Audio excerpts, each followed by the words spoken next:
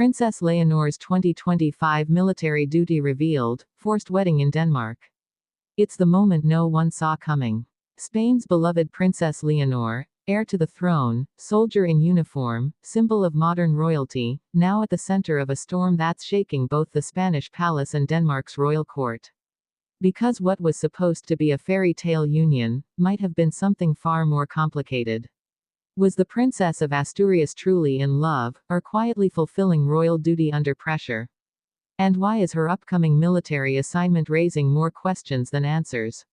Let's uncover the story behind Princess Leonor's 2025 military duty, and the whispers of a forced wedding in Denmark.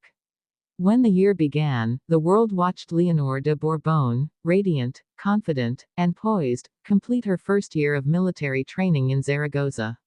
She had earned the respect of her fellow cadets, proving that she wasn't just born into privilege but built for leadership. Her salute was steady. Her eyes were firm. Spain cheered as she took her oath to defend her nation.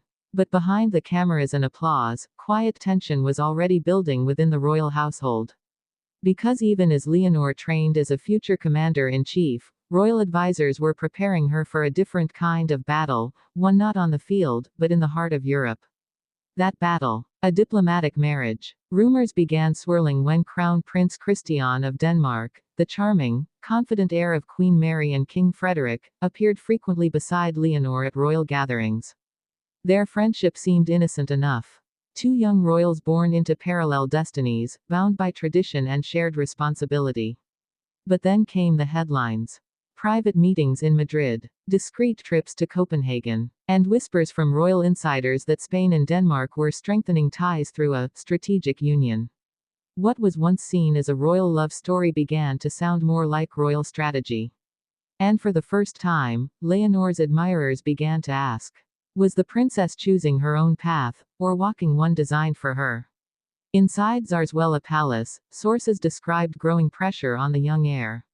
King Felipe, known for his sense of duty and restraint, reportedly wanted his daughter to understand that love in royalty often bends to the needs of the crown. Queen Letizia, on the other hand, was said to be uneasy. She had always fought to give her daughters a sense of normalcy, and now, watching Leonor step into an arranged-like reality felt like déjà vu from centuries past. The Queen, a former journalist who once believed in freedom of choice, was now quietly at odds with the palace machinery she had married into. Because behind the perfect photographs, the polished appearances, and the fairy tale headlines, there was a mother watching her daughter lose control of her own story. As the months unfolded, Leonor's military duty took on new symbolism. What started as patriotic service now looked like an escape, a chance to reclaim herself, to be a soldier before she was a bride. Her training became her refuge, her uniform her armor. Every march, every salute, every drill was more than just routine, it was a silent rebellion against the narrative being written for her. And yet, in Denmark, the royal press painted a different picture. They spoke of love blooming in secrecy, of two young heirs bridging nations through affection and shared purpose. But those close to Leonor knew that her heart was divided between love and obligation. Because while Christian was indeed kind and loyal, Leonor's life had never truly been hers to choose. When Spain's Ministry of Defense confirmed Leonor's 2025 military assignment, a new deployment phase expected to last until the end of the year, royal watchers noticed the timing immediately. The announcement came just as Danish media hinted at an engagement. Coincidence? Or calculated delay? Many believed it was Spain's subtle way of saying, not yet. Leonor's upcoming military duty, her second phase of official service, would take her to naval operations abroad. It was the kind of mission that required focus, discipline, and distance. Distance, from Denmark. Distance, from royal politics. And maybe, distance, from a marriage she wasn't sure she wanted. Still, official royal statements painted it differently. They spoke of duty before destiny, of training before transition. But to those reading between the lines, it sounded like controlled phrasing, polished language meant to disguise deeper friction. Inside Denmark, the narrative was equally complicated. Prince Christian, now preparing for his own set of royal duties, was under pressure too. His mother, Queen Mary, admired Leonor but reportedly worried about the emotional cost of such an alliance. Love cannot be scheduled, she was rumored to have said privately. A phrase that reportedly struck a nerve in Madrid. In Spain, the public is torn.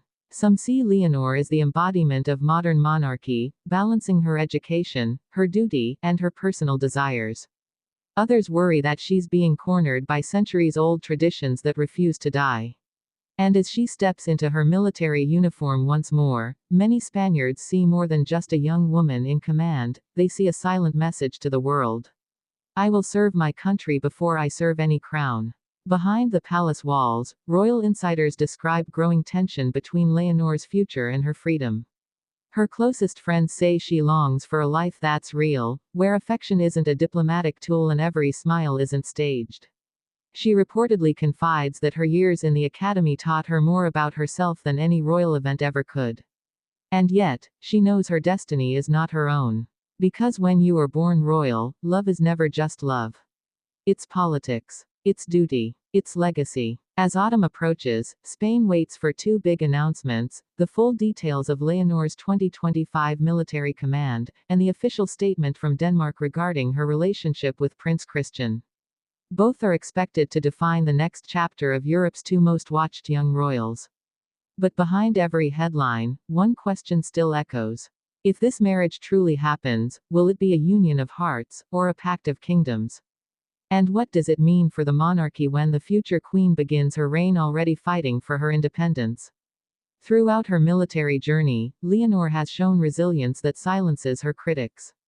Every salute, every early morning drill, every moment she stands shoulder to shoulder with ordinary soldiers, it's a reminder that she's more than a princess. She's a leader in training. And perhaps, she's rewriting what it means to wear a crown in the 21st century. In a world that still wants to script her story, Leonor continues to write her own, one mission, one moment, one heartbeat at a time. So, was Princess Leonor's wedding to Prince Christian truly forced? Or was it the world forcing its expectations upon a young woman simply trying to balance love and destiny? Maybe that's the real story here, not about politics or pressure, but about a princess daring to be human in a world that demands perfection. As 2025 unfolds, one thing is certain. Princess Leonor's duty may be written by tradition. But her choices, her strength, and her courage, those belong only to her. Because in the end, the crown doesn't make the queen. The heart does.